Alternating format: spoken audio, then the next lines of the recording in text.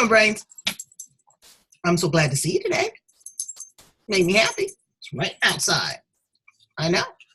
We're waiting on our guest. Got a great guest today. We're going to talk about for the love of money. Oh, yeah, because people go crazy over money. Joyce Mills Blue. And there she is. Hello, baby cakes. We had a little technical difficulty, but I'm here with you right now. I was just telling the Brains that you was coming and that you was here to visit us. Let's get this more appropriate. How's that? How you doing? Now, I see that you're muted. Yeah, I'm unmuted now. You unmuted now? All right. Yep. You want to talk? Me? You want to talk a few minutes, or you just want to get right into it? You ready? Whatever works for you. I'm just glad we finally got connected. I know, well, technology, but you just have to learn to be patient and not be defeated by a machine. That's right. Hello, Brains. I have my wrap up on the window. Oh, look at that. That is beautiful. I'm so glad that you like it. I do. I love it. And I pulled it out and I was like, oh my gosh, this is perfect. That I can put it over because this window's like really glary, but I haven't been able to reorganize my computer yet in this room. Don't worry about it. We're about to reorganize our brains, though, with this money. Brains, I want you to meet our guest today. Right there, Joyce Mills Blue. I like that name, too. She has a very, very interesting background. We're going to talk a little bit about that. We're going to talk about money, our feelings around money, our responsibility to money, how it takes so much control, how to make more money, all of that kind of stuff. Because that's what she does for a living, okay? And we want to be prepared because, as I told you, and I'm warning you, now, I am no financial expert, but I got good common sense. And next year, it's going to be a little rough. It's going to be a little different for everybody because, again, we don't know what's going to happen with our current political climate. And that is really the foundation of our economic climate because other countries are holding our note. And if you don't know that, you better look it up. See, the money was actually designed by the Chinese as a form of receipt in ancient times. I read a book about it. And it was very interesting. They couldn't bring the cattle necessarily. So they say, well, I'm going to give you this promissory note in exchange for goods and services. It's the same thing, Brains. But what happened over time, it started to evolve and we were supported by gold. We were supported by silver. Now we're supported by a printing press and some old dead white men. And it ain't a cute look. There's other things that are going to be coming up in the future, like cryptocurrency. Do you know what that is? The currency has to change. They used to use beans and feathers, right, Joyce? Yeah. So all sorts of different things. All sort of different things. So tell us a little bit about you, your expertise, and then we're going to really start talking about this money. All right. Well, my dad was an entrepreneur. And so when I was born, from a very young age, he taught me about money and how to be empowered with money. And so when I was about 20, when I was 20, I had $6,700 in the bank. And I fell in love with this cook that I worked with. And we got married. And because I came from a financially empowered household, I didn't know all the right questions to ask, like, why don't you have your own bank account? And how do you function with money? All that kind of stuff. Right. So I stuck him on my account. Within 6 months, all the money was gone. He was very physically abusive. We were in debt. And followed him out onto the driveway one day trying to figure out, where the money for the next bills was going to come from, because that was back in the day before direct deposit. You had to actually come home with your check to take it to the bank. And so anyway, I knew he didn't have time to hurt me because he was on his way to work. And so I followed him out, trying to get as much information as I could. And he turned around and got right up in my face and he said, you will never leave me. You need me too much. And he got in the car and he drove away. And I stood there and I started to cry. And then I went in the house and I threw myself on the floor and started to cry some more. And then listened to that little voice that was still, that little spark that was still inside me. Daddy, that was Daddy, girl. Yeah. And it was like, hey, you don't, you've not deserved any of this. Hmm. And by the way, he just told you you would never leave because you needed him. You created what you had before you met him without him. And I was a pretty fearless kid. I grew up with 3 older brothers, and the type of person, if you told me I could not do something, that Right, was the right, exact thing I was going to go and right, do. right. Yeah. So I grabbed my keys, went to my parents' house, got my dad's Pinto station wagon, I had a Pinto once upon a time. and proceeded to move everything out that night and started all over again. And within a short period of time, I was out of debt. And then my friends were like, and I was just making extra payments on my car. And they were like, how did you do that? Teach me how to do what you did. So I just started teaching people how to do what I did. And about 6 years ago, I found neuroscience. And it was a huge light bulb moment as to why some of the people that I worked with could get out and stay out, and other people were right back in again within a really short period of time. So I took the, what I call the XYZ of how to get out of debt, and the neuroscience piece, and kind of married the two. And now I work mostly with limiting beliefs about money and clearing out all the stuff that's in your subconscious so that you can get to where you want to go financially. You are a freaking rock star, lady. Okay. And I'm proud of you. Thank you. First thing, let me incorporate some of this. When it comes to divorce and separation, that's really one of the biggest drawbacks is the money. Yeah. The control is the money because the love has faded. Right. So when you don't have your own money, you got problems. I've been married to Mr. Magnificent for 35 years. Baby, you best believe I got a nest egg, and I'm not afraid to tell him. He don't know how much is in there. Ain't Right. no business. He can have a nest egg too. But Right. in the event that something happens, I got to pay a mortgage. I got to pay a car note. I need medical insurance. And so many people, especially women, yes, I'm calling you out. I used to work at gas and electric. The women would call, oh, our lights are about to be turned off. They don't know how much is in the account. They don't have a copy of the check. Yeah. You're in a relationship. It is a partnership. Okay? Exactly. Then there's some relationships that they split everything down the middle. Half the rent, half the, whatever works for you. But have your own money. God blesses the child that's got his own. Yeah. So now that you've walked this walk and you found this neuroscience, what do you mean when you say you found neuroscience? Step us into that. What are we doing? So perfect. Great place to start. So neuroscience, it used to be that we were told that whatever mental capacity that we had by the time that we were 7, or whatever was wired into our subconscious, that we were stuck with that, and that we couldn't really change the core of who we are and how we thought about things. And we know now with modern brain science and technology that is not true. We can rewire our neural pathways, and we can use neuroplasticity to do that. And it takes a little while, but it does work. And you can change who you are at a core level and how you think. Now, most people, money is not their friend. And it's not really their fault, because they were taught whatever their parents knew.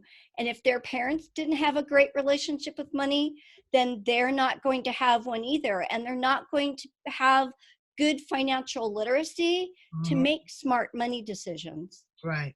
Well, there's a couple things that I did.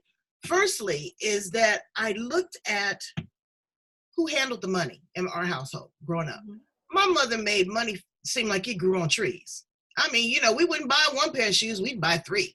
My father, he could stick his hand in his pocket and feel whose face was on his bills. Okay, he was that tight. So, it just depends. Dad, can I have some money to go skating? Well, it's tough. But my father never had enough. He really, really struggled. So everything that he had, his self-worth, his self-esteem, his values, all of that was tied around the money. Where mama was, let's look good, let's have a good time. She didn't grow up with a lot of means either, but she was very smart. She knew how to make $1 out of 15 cents. When I was in financial trouble, you know what I did, Joyce? I wrote myself a love letter to my money. There you go. And I poured my heart out as to what it made me do, how it made me feel. And then for some strange reason, I had to write a response. Money wrote me back. And when money wrote me back, it put me in my place. Why are you giving me so much control? Why are you giving me so much power? I'm nothing but an inanimate object. I'm just no more than these pieces of paper here, this cardboard here. Right. Why do you place so much value on me? So again, this is so important. What she's saying, Brains, is that you got to tap into your brain. And you also need to know how to let money work for you instead of you continuously working for the money. That's right. Learn how to invest, okay? Learn how simple interest works. Learn about credit card debt. We're going to talk about that too, because it's holiday time and folks is about to whip out that credit card. You know, you don't have no $1,000 for that big screen TV. You better go on and watch the smaller one until you get your finances together. Where do you start with people? Because again, it's those limiting beliefs around money. Yeah. How do you attack that with your clients? Well, we start with a really honest conversation about how they grew up. And like you said, who really kind of controlled how each parent worked with that and their thoughts about what money is. Now, my free gift, which we chatted about, deals totally with that. And we'll talk about that later. Mm-hmm. But it's where you need to start, because if you look at lottery winners, for example, if you have a bad relationship with money, and I love that you wrote that letter to your money, because money is a relationship in our lives, and women especially don't relate to money like men do. So we have to look at it as a relationship, like the dog or the cat or the spouse or the kids or the significant other or your friends even. If you are negative and nasty to those people all the time, would they want to be around you? No. And money is exactly the same way. If you kicked the dog every time you walked in the house, the dog would be running away from you. It would not have anything to do with you. But look, like I was mentioning with the lottery winners, over 70% of them are dead or bankrupt within 3 to 5 years. Yeah. And so it's not the lack of money that is causing the issues in their life with their finances. It's all that stuff in the subconscious that's laying in there that we don't see and we don't really know how to get to, that's running the show. So how do we reframe and release? Well, with the guide especially, you read through the different things that I took 23 limiting beliefs about money and reframed them in each one in 2 different ways. Oh, wow. And so, because, we all resonate with different things. So as you go through, and like, I'm too young or I'm too old is a limiting belief that's not necessarily going to disempower you financially, but it is a limiting belief.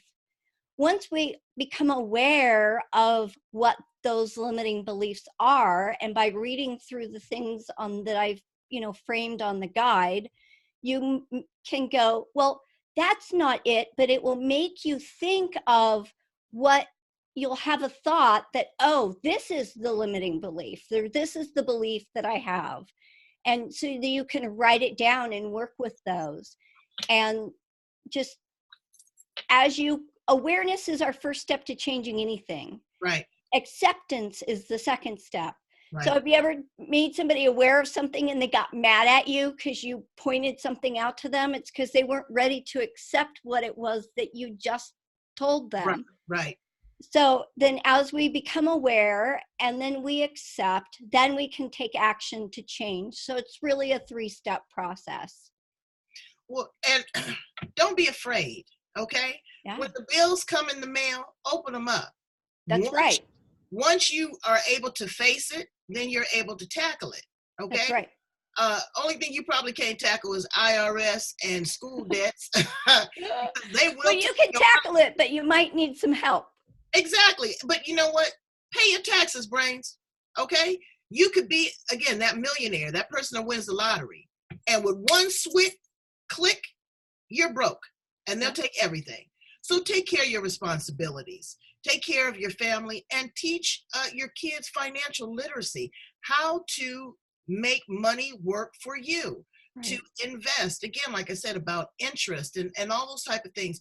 They don't teach that. They, Right. people don't No, know they how to don't. balance a checkbook. And it's funny because they teach sex education, the one thing that we could all probably figure out on our own. They teach it in the elementary schools, Right. right?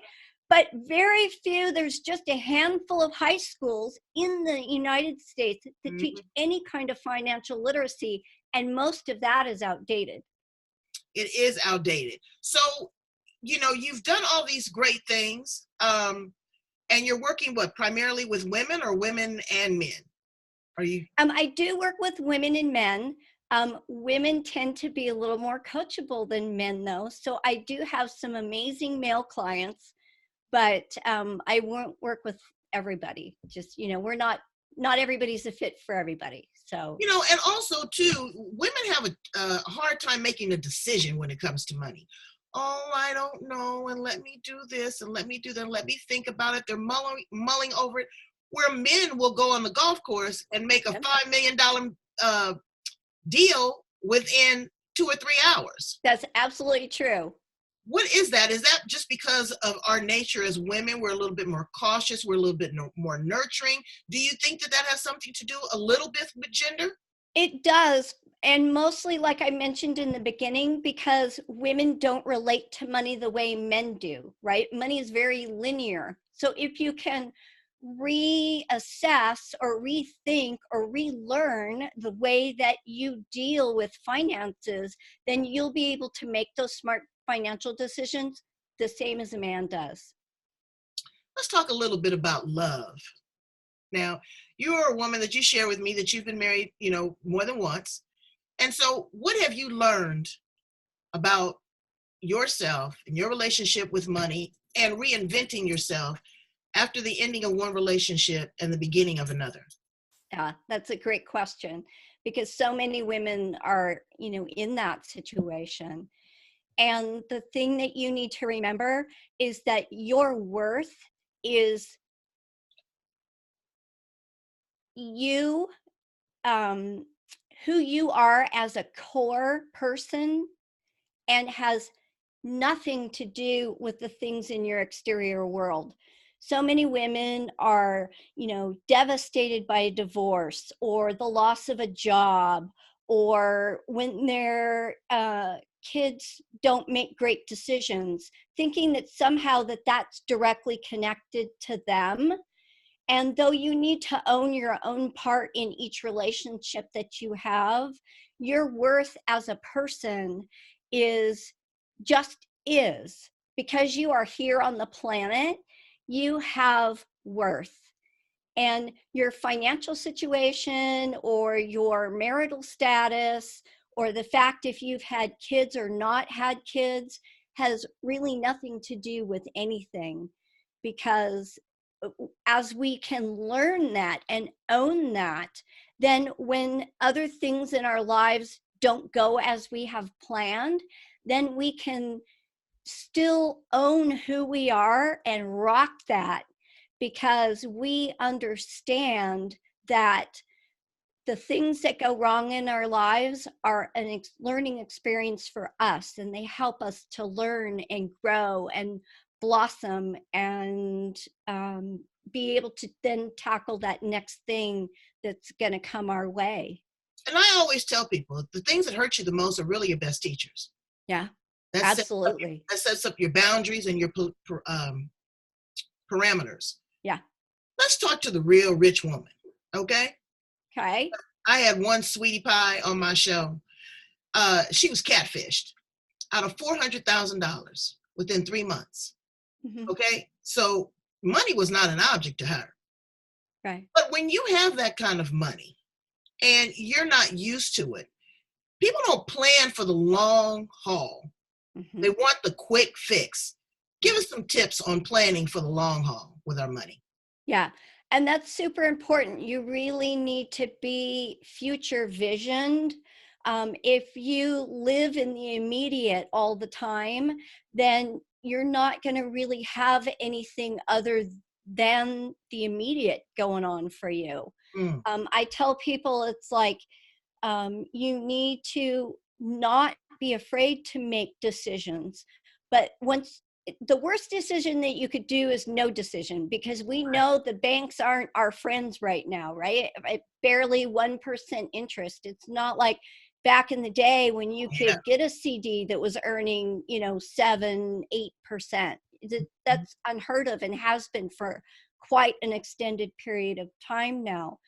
So, but when you make that decision financially, whatever it is, whether it's to invest in a stock or do a real estate deal or whatever, you need to be very mindful of what it is that you've done, and get education on what you're doing before you go and do it, because there are a lot of people out there that will be more than happy to take your money if you're willing to give it to them, and they do not have your best intentions in No. mind.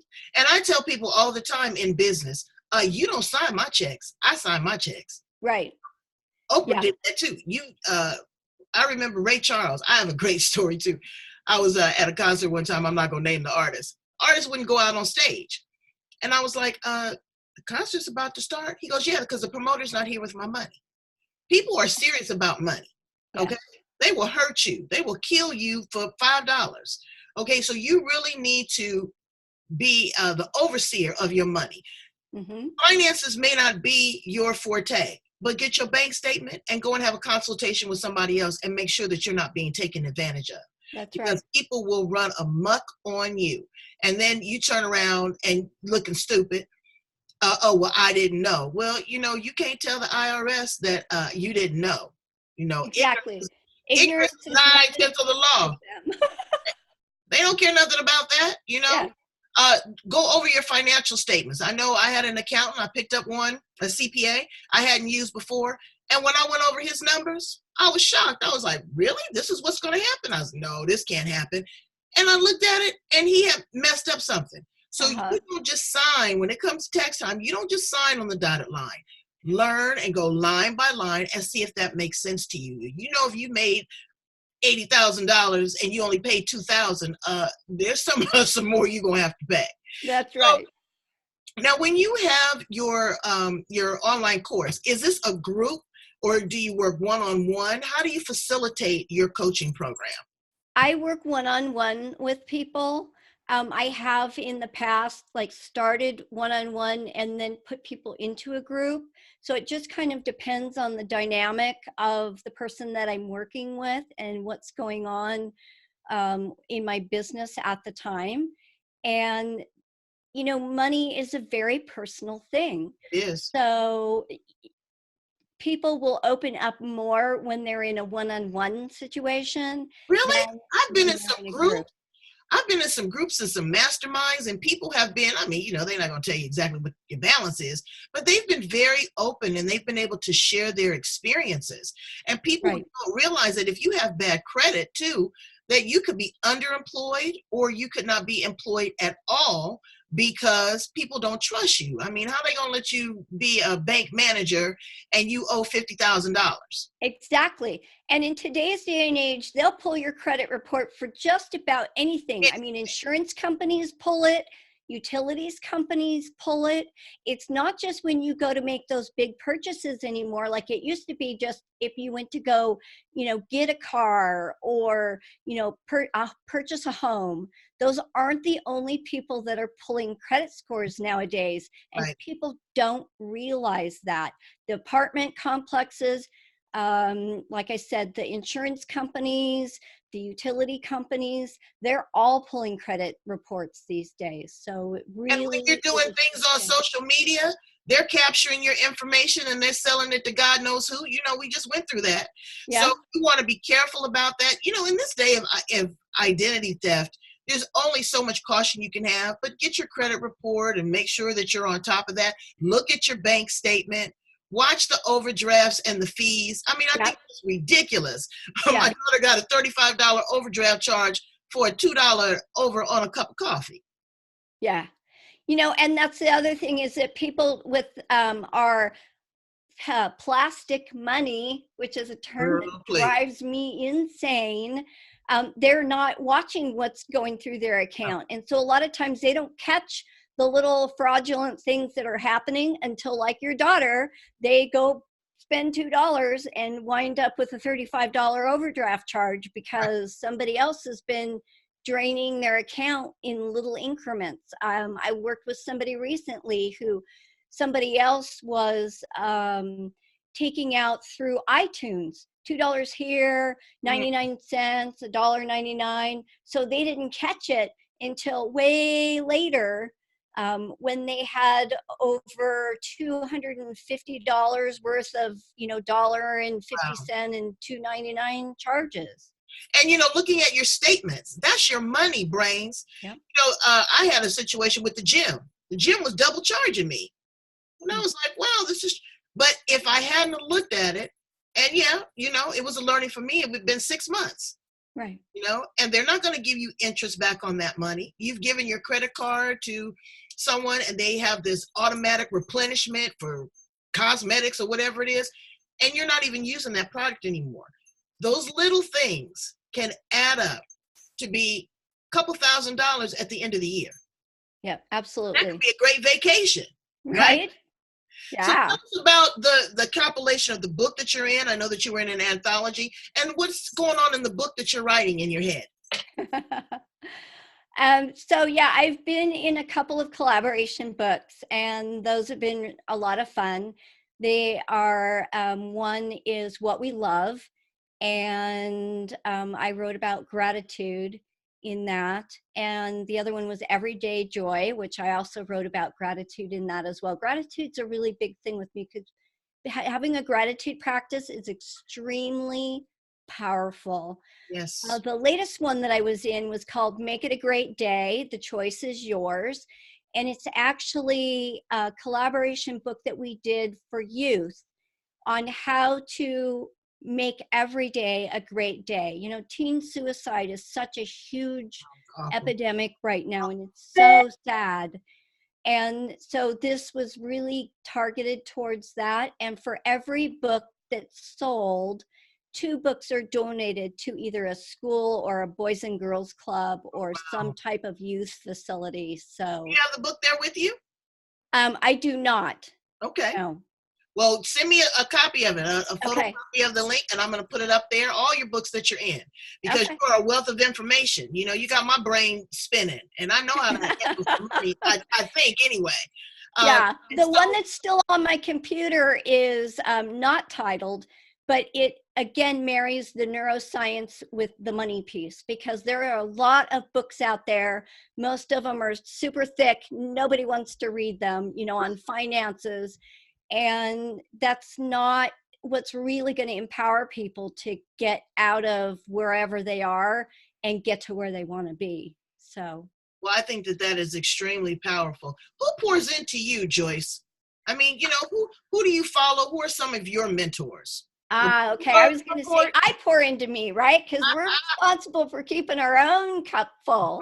Oh, girl, tell the truth. Yeah. So John Assaraf, I think, is fabulous, and that's who I started studying neuroscience under. People can connect with him online on Facebook. He gives out a lot of free content, and I really, really appreciate John. I'm also a huge Tony Robbins fan. Oh yeah, Tony Robbins. He's cool people. I walked on fire with him one time, girl. Yeah. Ooh, I am just wow. Yeah. That's awesome. He's a man that has had great wealth and some challenges. He doesn't have a degree, but he's very smart. He's got common sense, and sometimes common sense wisdom could be better than a PhD. Absolutely. Just look at Oprah. I mean, one of the richest women in the world are J.K. Rowling, and Oprah didn't have a degree. She got fired from her network job because they told her she wasn't cut out for television. Right. So don't let people just tell you anything. You know who you are. Look in the mirror, have a conversation, write a letter to your money. Tell them, hey, this is what I need you to do for me. okay, and see how it responds. Thank you so much for being on the show with us today, Joyce Blue. I love that, Joyce. That was is that your middle name or maiden name? It's my married name. Oh, I love it. Joyce Mills Blue. Yeah. So, Precious, please tell my brains how they can get in contact with you if they want to work with you individually. I want to bring you back next year and do a podcast potluck. And what we do is we bring all of our subject matter experts together and have a group conversation about money. I want people to hear us be honest about how we feel in a group setting. Would you be willing to do that? That would be awesome. I would absolutely be willing to do that. I'd love to have you as a facilitator. So again, tell my brains how to get in contact with you. I want them to touch you. All right. Well, they can email me at joyce@empoweringulec.com. You can also connect with me on Facebook and Instagram at empoweringulec.com. And to get the free gift that I was talking about earlier on how to reframe and release limiting beliefs about money, they can find that at www.moremoneymethod.com. moremoneymethod.com. Okay, you got to have a method to your madness, brains, when it comes to your money. Okay, we gonna be all right. We're gonna be all right, trust me. But just don't be so uptight. Don't get ugly. You're gonna get plenty of money, but you're not gonna get no more time. Okay, That's right. so you want to honor the time and you want to honor yourself. Thank you so much, Joyce, for being here on the edge with me and my brains. I do. I honor and I love you, your wisdom, your dedication, and your strength. Okay. Thank you for having me. It was a pleasure. Absolutely. Brains, make it an amazing day. Do something nice for somebody else. Bye.